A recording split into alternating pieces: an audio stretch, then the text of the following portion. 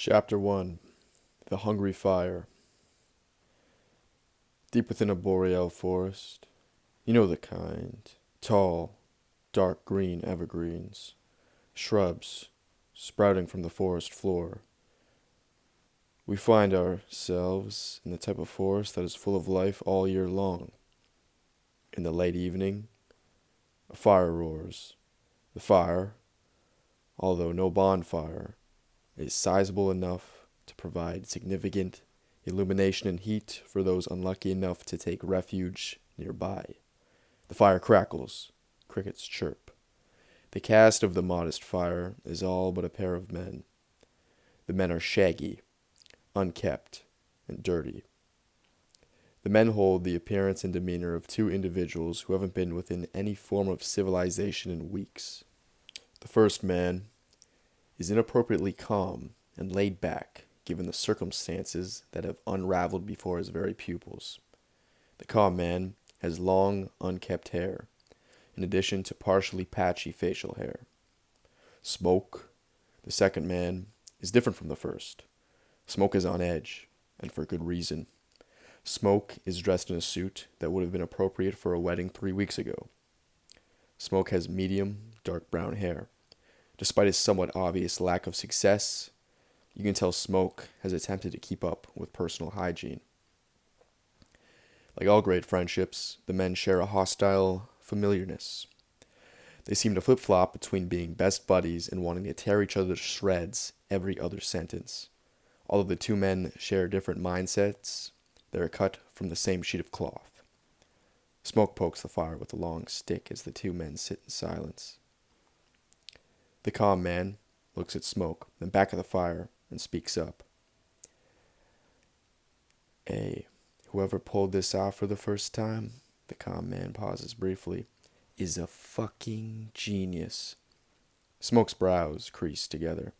If they were really a genius, they would have been rich, he rebuttals. Smoke briefly brushes his hair aggressively with his fingers. A loud quick crack is heard in the distance. Smoke turns to look. The calm man appears to ignore it. What are you saying? The calm man asks. They sell it? Yeah, says Smoke. You can't sell something like this. The calm man vaguely gestures in front of him. Why not? Smoke asks. Something like this is to be shared for the world. It's a part of life. Like water. Like water? Smoke laughs. This is the farthest thing from water. The sound of a faint crash can be heard in the distance. Smoke whips his head in the direction, but looks back to the fire when the calm man continues to speak. Fuck you, the calm man chirps with a subtle aggression. Hey man, Smoke shrugs. All I'm saying is this genius could have been rolling in it.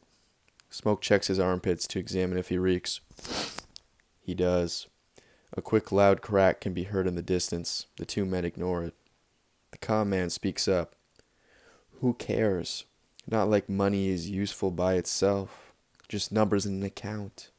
Numbers in a machine, a useless paper piece. It's not real, the calm man says with anger in his voice. Easy there, Plato, Smoke teases. It's easy to not like something when you never had it in the first place. The sober man will never understand addiction, so his opinion on the matter is completely irrelevant due to his complete lack of expertise. Smoke chirps. The calm man remains unfazed, however. All I'm saying is I could find a way to make some bank off this, Smoke assures arrogantly. Before shit hit the fan, I was living the life.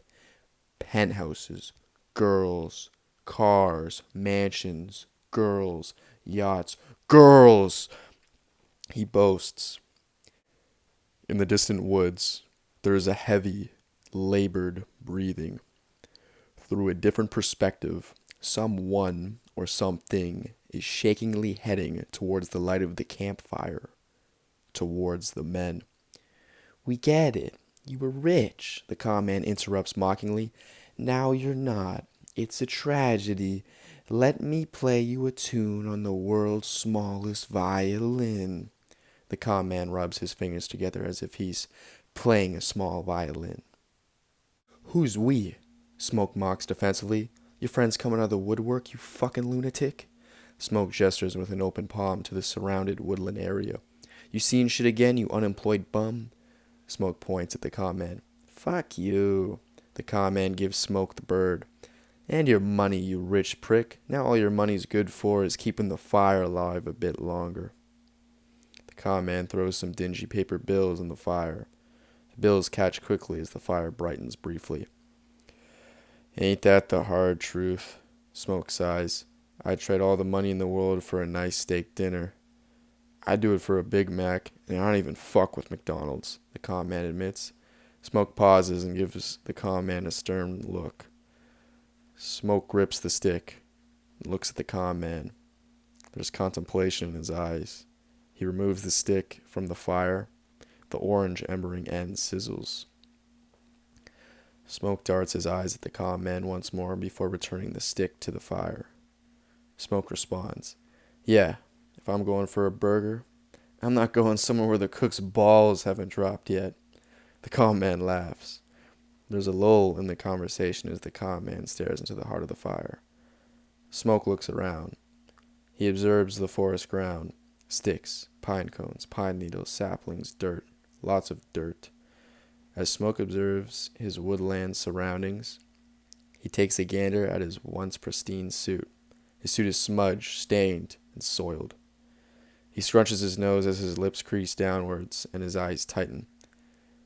I'm tired of eating all this forest shit, Smoke snaps. I'm sick of eating shit like squirrels. Hey, the con man chaotically chimes in. Squirrels better than tree bark, and tree bark's better than starving. Smoke stands up and aggressively squeezes the air as if he's flattening a pair of beach balls in his hands. Yeah, but it's still shit. Shit. There's nothing but shit in these woods. Smoke angrily argues. Well, the woods are the safest place to be right now, the con man alleviately argues. A being of some bizarre origin continues to heavily breathe and shakingly approaches closer to the campfire. A crimson-colored liquid drips from the being onto the forest floor. At the campfire, the con man continues. Safer than the city. Yeah, the city's full of people who will eat you alive for breakfast, says Smoke. Yeah, and you're one of them, the con man points out. Yeah, it's eat or be eaten world. Smoke protectively explains. What do you want me to do? Smoke asks as his hands plead openly to the heavens. There is a brief pause in conversation. Both men look at the fire, don't say a word.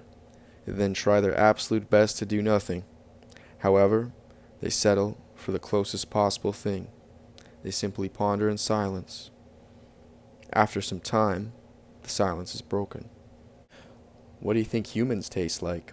The con man asks calmly. What kind of question is that? Smoke defensively questions.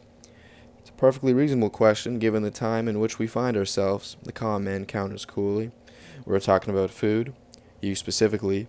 Smoke jumps to his feet as if his seat caught fire. He points at the con man with antagonistic intent. Are you a fucking cannibal? Smoke interrupts. I didn't say would you eat a human, just what do you think it tastes like? The con man inquires philosophically. Honestly? Smoke protectively asks. Honestly, the con man repeats in the same tranquil tone. Smoke sits back down. He leans forward, resting his chin over his fists. Bet it depends on the human. Smoke somewhat quietly answers as he leans back off his fists. Depends on the human, the con man asks. Can you tell the difference between chickens? Have you ever heard someone say it depends on the chicken? The con man corrects himself. Actually, fat people say shit like that all the time. Like how much fat they have, the kind of lifestyle they lived, like were they vegan, were they obese, were they on roids? I bet it matters. Smoke expressively explains. The con man sits in a trance of thought, leaned over with his fist underneath his scruffy chin. I bet you can taste the difference, Smoke continues, and I bet it matters how healthy they were too. A vegan tastes different than someone who did nothing but eat candy and shit all day. Kind of like the farmer feeding cows gourmet plants before they send them off to college, the con man comments. There is a pause as both men ponder briefly. What really matters is how you cook and season it, the con man states. How would you season it? Smoke questions. Just a dash of salt, not too spicy. Smoke teases. Fuck you, I seasoned my food. Smoke grins. I'm just pulling your leg, man. Smoke jokes. Better not be pulling it off to eat it, you son of a bitch. Nah, I wouldn't eat a human, even if it was seasoned, barbecued, dipped in butter with a cherry on top, Smoke claims. Would you? Feel like cherries are more of a dessert thing, the calm man comically comments. The calm man looks directly at Smoke. He takes a long pause. Smoke looks back. The silence consumes the situation. A wolf howls in the background. Would you? Smoke concernedly asks. The calm man remains silent.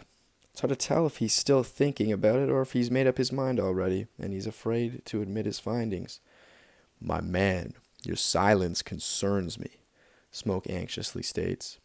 The calm man begins to laugh. Nah, I'm just playing. I wouldn't eat a human. The calm man reassures Smoke. That's good, says Smoke. But maybe, just maybe, if I was starving and one stumbled right into my lap, in all honesty, I would consider survival, the calm man admits. You are sick. You know that? Smoke hisses as he waves his finger. Nah, the calm man protests. What's sick is you ripping off people all your life. Yeah, but I never ate anybody, Smoke cracks as he stands up.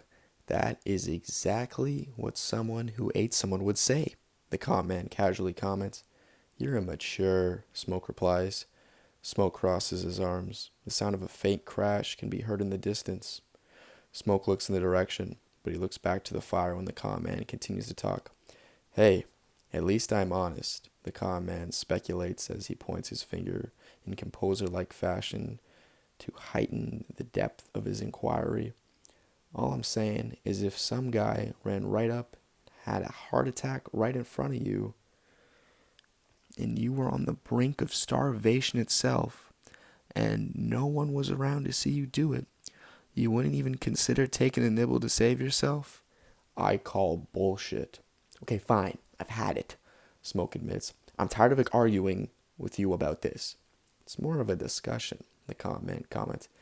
If a dead guy fell from the fucking sky, Smoke points upwards, and I was minutes, no, seconds away from death, and there was no other fucking options, Smoke pauses as he looks down, I would eat a dead man to stay alive. Smoke honestly admits. There! Is that what you want to fucking hear? Smoke fumed. You happy? Yeah, I am happy, the calm man slowly responds. I've done the impossible. I got a suit to tell the truth. Is this a joke to you? Yeah. Well, it's not a fucking joke for me, Smoke erupts.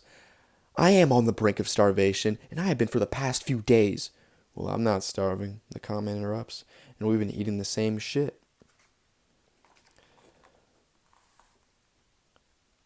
Smoke stands once more. I haven't been eating that nature shit. It's fucking terrible. I can't stomach it, Smoke complains. I don't know how you do it, Smoke comments. And a matter of fact, Smoke squints his eyes and judgmentally points to the comment. I don't think I've ever seen you do it either, the comment says. Well, I suggest you stop acting like a little bitch, the comment asserts as he points back at Smoke. And you whatever the fuck you can get your picky little hands on like every other currently living thing in these goddamn woods. The calm man points to the wooden surroundings. Or you're going to end up coyote kibble. The calm man points to the ground. I'd rather die than start eating all this natural shit, Smoke stabs. I can't live without some quality food. Something watches Smoke and the calm man's discussion. Whatever it is, moves significantly closer to the light. The calm man slaps Smoke in the face. Look at yourself, man, the calm man scolds. You gotta get yourself together. You're losing it. You're supposed to be the sane one. You're right, Smoke admits. I made it through worse than this. I can make it through this shit. The calm man grins slightly. You're exaggerating about actually being starved, though, right? The calm man questions with concern. Something approaches the campfire and is within striking distance of Smoke. Smoke is frightened at the additional external entity. His eyeballs widen and his mouth drops as his body fails to react. A man collapses face down, holding a pistol right in front of the fire. The man is wearing a blood-soaked, what was once white athletic pants and shirt. I hope so, Smoke murmurs. Smoke and the calm man look down at the man and then at each other with a look of guilty motivation and disgust.